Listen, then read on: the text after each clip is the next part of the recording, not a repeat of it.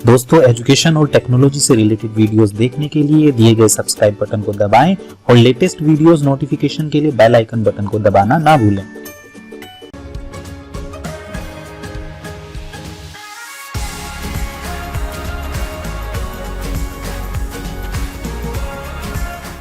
जी दोस्तों नमस्कार जी, कैसे हैं आप सब लोग फिट एंड फाइन। तो आज की क्लास हम लोग स्टार्ट करते हैं। सी प्रोग्रामिंग लैंग्वेज का सिलेक्शन स्टेटमेंट के जो कंसेप्ट थे वो तो फिनिश हो चुके हैं।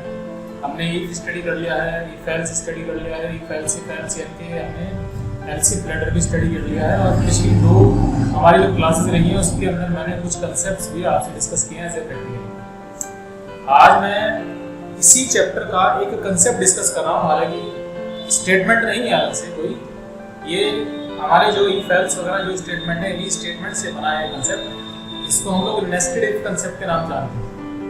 तो नेस्टेड इफ कंसेप्ट क्या होता है, कैसे ये अपना वर्क प्ले करता है प्रोग्रामिंग में, किस तरह से ये इम्प्लीमेंट होता है, मैं आज वो डिस्कस करूँगा आपसे।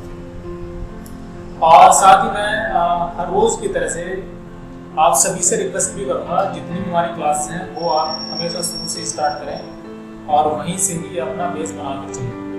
और हर एक वीडियो क्लास के डिस्क्रिप्शन बॉक्स में आपको प्रीवियस वीडियो क्लास का लिंक मिल जाएगा। अगर आपको वीडियो के साथ कोई प्रॉब्लम आ रही है, उसको सर्च करने में कोई दिक्कत आ रही है, आप लोग वहाँ से क्लिक करके डिस्क्रिप्शन बॉक्स में जाके क्लिक करें और वहाँ से आप प्रीवियस वीडियो क्लास को आप लोग प्ले करें। और साथ ही साथ अपनी जितनी भी आगे क्लास है उसको आप लोग जो है वॉच करते रहें और अपनी प्रॉब्लम वहाँ से डिस्कस करते रहें और उसका आप प्रॉपर टाइम पे उसका समाधान आप लेते रहें। तो आज की जो क्लास है मेरी, उस क्लास में जो कंसेप्ट है हमारा नेस्टेड इफ, मैं वो आपसे डिस्कस करता हूँ आज। इसमें थोड़ा ध्यान दीजिएगा क्योंकि हर एक प्रोग्रामिंग लैंग्वेज में इस तरह कंसेप्ट बन के तैयार होते हैं, यहाँ पर भी हैं। और साथ ही मैं आपसे ये भी कहना चाहूँगा, जितनी भी आगे आप प्रोग्राम आप बनाएंगे तो नेस्टेड इफ का काफ़ी इस्तेमाल होता है हमारे प्रोग्राम के अंदर। तो क्या होता है नेस्टेड इफ, आप जरा देखिएगा। हालांकि जो नेस्टेड इफ वर्ड है उसका जो रोल है वो आप समझ के चलिएगा कि एक इफ के अंदर आप दूसरा इफ डाल रहे हैं तो उसको बोलते हैं नेस्टेड कंसेप्ट। तो जरा देखिएगा,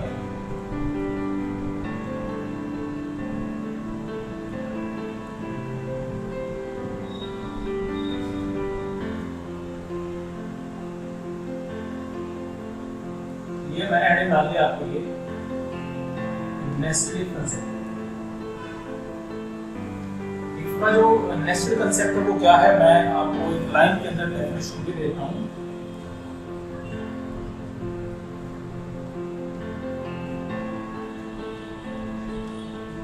This concept is used to define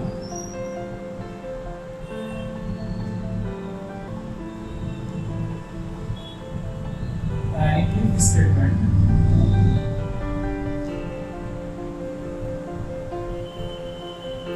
within another if statement।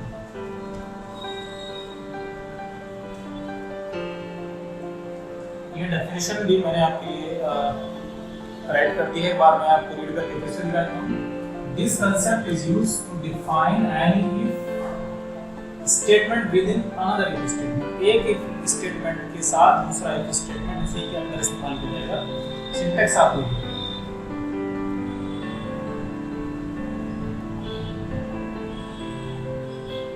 अगर आप एक इफ स्टेटमेंट इस्तेमाल कर रहे हैं तो आप उसके अंदर कंडीशन को आप जरूर देंगे और इन बेस्ट इसी के अंदर कोई आप दूसरा इफ स्टेटमेंट अगर आप स्पेसिफाई करते हैं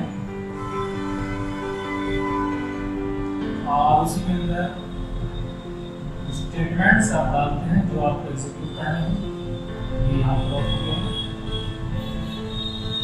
तो अगर इस जो सिंटैक्स है इसको आप जरा ध्यान से देखिए, मैं आपको एक्सप्लेन कर देता हूँ और एक एग्जांपल आपके लिए स्पेशल जो नेस्टेड इफ कंसेप्ट के ऊपर बेस्ड है वो आपसे डिस्कस करेंगे। सबसे पहले आप देखिएगा सिंटैक्स को। इफ और इफ की ये जो कंडीशन है इसको हम लोग इफ के अंदर जो डिफाइन कर रहे हैं, अगर ये कंडीशन संतुष्ट है तो इसके अंदर वाला जो पार्ट है ये एग्जीक्यूट होता है।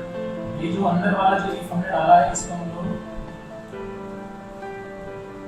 इनर इफ स्टेटमेंट के नाम जानते हैं। और ये जो बाहर वाला है इसको हम लोग आउटर के नाम जानते हैं, आउटर इफ स्टेटमेंट। अंदर वाला इधर और जो बाहर वाला है वो आउटर इफ स्टेटमेंट के नाम से जाना जाता है। तो जो आउटर इफ है, अगर ये जो कंडीशन लिए गए हैं, अगर ये कंडीशन सेटिस्फाइड हो जाती है तो कंपाइलर अंदर वाले इफ को एग्जीक्यूट करेगा, चेकआउट करेगा। अगर इसकी भी कंडीशन संतुष्ट हो जाती है तो अब बॉडी एग्जीक्यूट हो जाएगी बिना इफ की, और इसके जितने भी स्टेटमेंट हैं वो एग्जीक्यूट हो जाएंगे। तो ये नेस्टेड इफ कांसेप्ट है। एक इफ दूसरे इफ के अंदर स्पेसिफाई किया गया है कुछ। इसको और समझिएगा।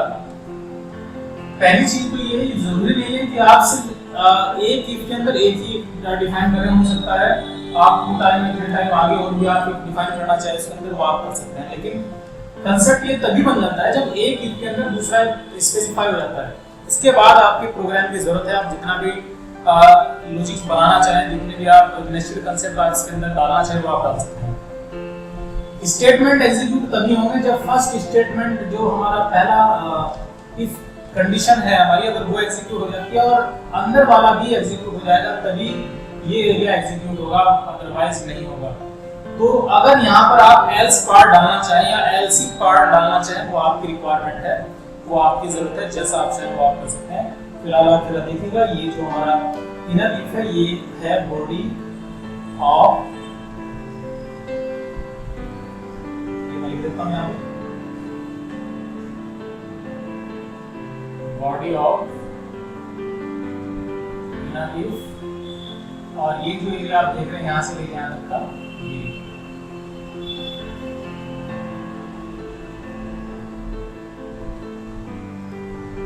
Body of outer if statement. तो इस तरह से आप नेस्टेड इफ कांसेप्ट का लॉजिक बना के तैयार करते हैं। ये सिंटैक्स मैंने आपके सामने आपको एक्सप्लेन किया है। अब मैं इसका एक एग्जांपल आपके सामने रखता हूँ, उसको आप ध्यान से पूछिए। जी एग्जांपल के लिए मैं हेडिंग डाल देता हूँ।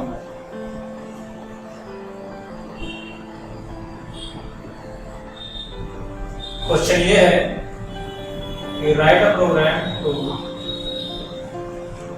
फाइंड्स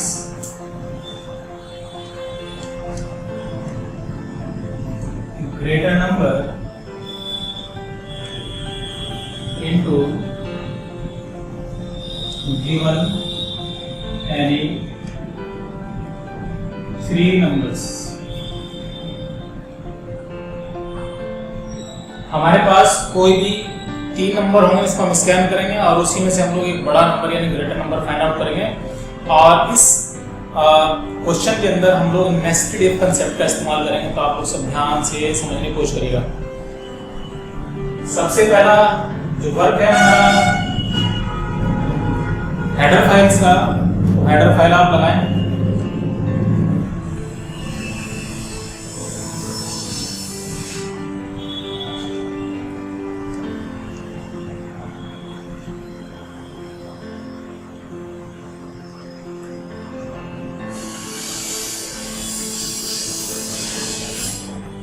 std और कौन हेडर फाइल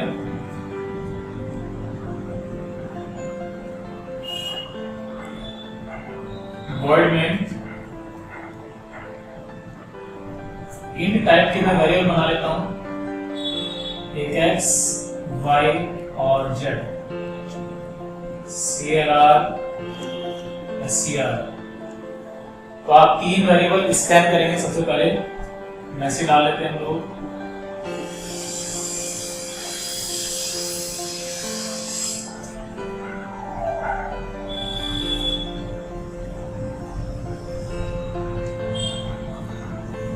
मैसेज को थोड़ा सा इंप्रूव करते हैं।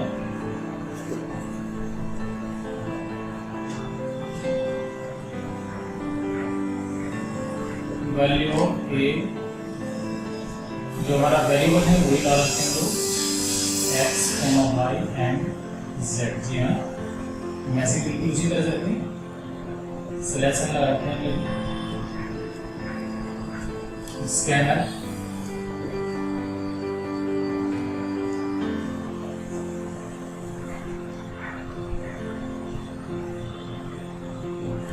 तीन वेरिएबल हैं, तीन हमने परसेंट लगाए, इंटीजर टाइप के हैं, तो आपने परसेंटेज लगाए और address of data x comma y और जेड, तीन को हमने स्कैन किया। यहाँ तक का तो ये आपने एक वैल्यू डाल के तैयार की वेरिएबल्स में। अब हम लोग इसको जो नेस्टेड इफ कंसेप्ट है उसके थ्रू फाइंड आउट करेंगे कि कौन सा वेरिएबल की जो वैल्यू है वो ग्रेटर है। यही हमारा क्वेश्चन है, ग्रेटर नंबर फाइंड आउट करना। हम लोग इफ और सबसे पहला जो हमारा टास्क रहेगा x की कंपेयर y से कर लेते हैं हम लोग, x greater than y। Opening brace, अगर ये कंडीशन संतुष्ट हो जाती है, x की वैल्यू y से बड़ी हो जाती है, तो हम लोग अंदर जाके ओपनिंग ब्रेस लगाएंगे और अंदर जाके इफ यहाँ पर भी कंपेयर करेंगे x ग्रेटर देन z। अगर ये भी संतुष्ट हो जाती है कंडीशन तो हम लोग एक मैसेज डालेंगे printf x is greater.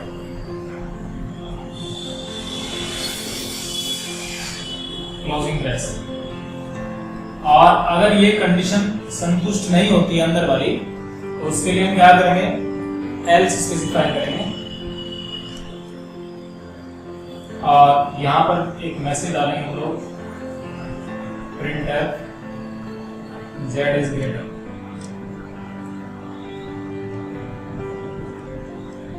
Closing brace और इसको हम यहाँ पे क्लोज कर देंगे। तो आप समझिएगा, अगर एक केस हम डिस्कस कर रहे हैं, अगर फर्स्ट ये जो कंडीशन में स्पेसिफाई की ये संतुष्ट हो जाती है, सेटिस्फाइड हो जाती है, तो कंपाइलर अंदर जाएगा और इस सेकंड कंडीशन को चेकआउट करेगा, ये भी संतुष्ट हो जाती है, तो ये वैल्यू प्रिंट होकर आ जाएगी x इज ग्रेटर, यानी कि ये डिसीजन हो जाएगा कि x तीनों वेरिएबल में ग्रेटर है। लेकिन अगर ये अंदर वाली कंडीशन संतुष्ट नहीं होती है तो कंपाइलर जाएगा एल्स वाले पार्ट में, तो यहाँ पर ये प्रिंट करके देगा z इज ग्रेटर। तो क्योंकि x ऑलरेडी y से ग्रेटर है और अंदर आके ये z से छोटा हो जाता है, स्मॉल हो जाता है, तो यहाँ डिसीजन ये डिसाइड हो जाएगा कि z इज ग्रेटर हो जाएगा। लेकिन अगर ये जो हमारा फर्स्ट पार्ट हमने डाला है, पहली जो आउटर कंडीशन है हमारी यही फेल हो जाती है, तो उसको हम लोग कैसे ट्रीट करेंगे। तो वो सिचुएशन मैं यहाँ बना के तैयार करता हूँ और इसका एल्स पार्ट रहेगा। अगर ये कंडीशन फेल हो जाती है तो यहाँ तो क्या करते हैं, एल्स और ओपनिंग ब्रेस, यहाँ मैं दोबारा फिर से एक इफ कंडीशन डालता हूँ। सिचुएशन यहाँ ये है कि अगर x y से ग्रेटर नहीं है तो इट मींस y x से ग्रेटर है, तो ये डिसीजन होगा तभी ये else पार्ट में जाएगा। अब हमने क्या किया, y को z से चेक आउट कर दिया और अगर ये कंडीशन संतुष्ट हो जाती है तो आप प्रिंट करेंगे y इज ग्रेटर। जी हाँ, ये डिसीजन यहाँ लिया जाएगा और अगर ये कंडीशन फेल हो जाए तो आप फिर से else लगाएंगे और प्रिंट करेंगे मैसेज z के फेवर में z is greater। ये मैसेज क्लोज, ये क्लोजिंग ब्रेस और ये else का क्लोजिंग यहाँ हो गया और फिर आप क्या करेंगे, गेट स्विच लगा के ये ऑफ करेंगे। इस तरह से हमारा पूरा प्रोग्राम बनके तैयार हो गया है। तो आप ध्यान दीजिएगा, एक बार फिर से मैं आपको बता देता हूँ। एक बार आप लोग देखिएगा, यहाँ मैंने अपने प्रोग्राम के अंदर ओपनिंग क्लोजिंग ब्रेस हर जगह लगाए हैं, जैसे क्योंकि हर जगह यहाँ सिंगल स्टेटमेंट लगे हैं। यहाँ पर भी देखो ये है एरिया और ये एरिया स्पेसिफाई किया है, सिंगल स्टेटमेंट है लेकिन ओपनिंग क्लोजिंग ब्रेस मैंने लगाए हैं। अगर आप ये नहीं भी लगाएंगे तो भी एग्जीक्यूट होगा, सिंगल स्टेटमेंट के केस में ओपनिंग क्लोजिंग ब्रेस कंपल्सरी नहीं होता। तो ये तो खैर अलग चीज है, फिलहाल तो हमें फोकस करना है नेस्टेड इफ कांसेप्ट। एक बार मैं फिर से एक्सप्लेन कर देता हूँ आपको।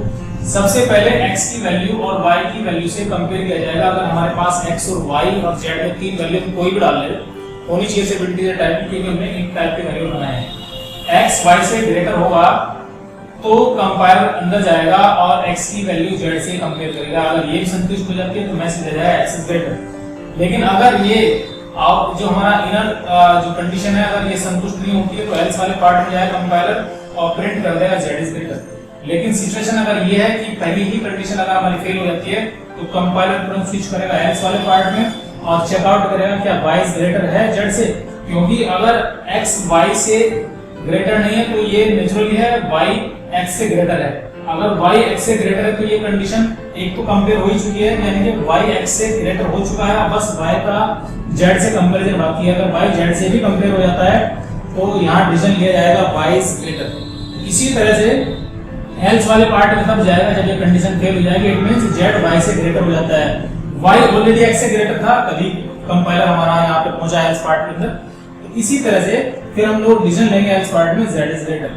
ये एक लॉजिक भी हमारा बहुत बढ़िया लॉजिक है ग्रेटर नंबर फाइंड आउट करने का, और साथ ही यहाँ पर नेस्टेड इफ का इस्तेमाल किया गया है। तो ये कंसेप्ट आपको बार बार रिपीट करना है, इसका इस्तेमाल करना है। ये क्वेश्चन मैंने ग्रेटर नंबर का फाइंड आउट किया है, आपको क्वेश्चन मैं देता हूँ, आपको एक स्मॉल नंबर फाइंड आउट करने का प्रोग्राम बनाना है। एक बार आप पूरे प्रोग्राम को वॉच कर लीजिएगा और ध्यान दीजिएगा यहाँ मैंने किस तरह से लॉजिक बनाया है आपके लिए। एक एग्जांपल है मेरा, और ये जो कंसेप्ट मैंने बनाया, कंसेप्ट और भी कई हो सकते हैं, लेकिन फिलहाल आज आपके लिए एक ही कंसेप्ट है। और ये चैप्टर हमारा यहाँ पर फिनिश हो रहा है आज। आप अगले चैप्टर में स्विच करने वाले हैं, लेकिन अगर आपकी कोई प्रॉब्लम है यहाँ तक तो आप अपनी प्रॉब्लम जरूर डिस्कस करें। और ध्यान रखें कि रेगुलरिटी रहे क्लासेस के अंदर, ऐसा ना हो कि भाई कोई वीडियो आपने वॉच की है, कोई क्लासेस आपने वॉच नहीं की है, तो ये आपके लिए प्रॉब्लम क्रिएट हो जाएगी फिर। तो आप रेगुलरिटी रखें, क्योंकि आपको डिस्क्रिप्शन बॉक्स में जाके सभी क्लासेस की लिंक मिल जाएगा, प्रीवियस क्लास का खास तौर से मिलेगा, ताकि आप लोग एक एक क्लास पीछे जाके आप सबको वॉच कर लें।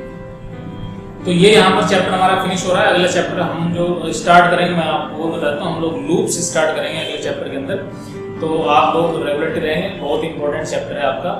और जितनी भी आपकी जो एक्सरसाइज वगैरह है वो भी हम लोग साथ साथ डिस्कस करेंगे। मैंने 2 स्पेशल क्लास डाली हैं पिछली, जो हमारी क्लास नंबर 19 और क्लास नंबर 18, ये हमारी क्लास है, प्रैक्टिकल क्लास मेनली रही है। हालांकि ये भी प्रैक्टिकली आप इसको टेस्ट करें, बनाएं, और जब आप कोई भी नंबर डालें इसको आप ग्रेटर नंबर फाइंड आउट करें। बहुत ही इंपॉर्टेंट क्वेश्चन में से ये है आपके एग्जामिनेशन के लिहाज से। तो अगली क्लास तक मैं विदा लेता हूँ और बहुत जल्दी हाजिर हो जाता हूँ अगली क्लास लेके आपके लिए। तो आप लोग अपना ध्यान रखें, अपने अपनों का ध्यान रखें, क्योंकि माहौल थोड़ा सा बड़ा ही कॉम्प्लिकेटेड चल रहा है। तो आप लोग डिप्रेस ना हो, हम लोग प्रयास कर रहे हैं आपके लिए हर रोज कुछ ना कुछ नया लेकर आने का। तो आज के लिए सिर्फ इतना ही। थैंक यू, धन्यवाद।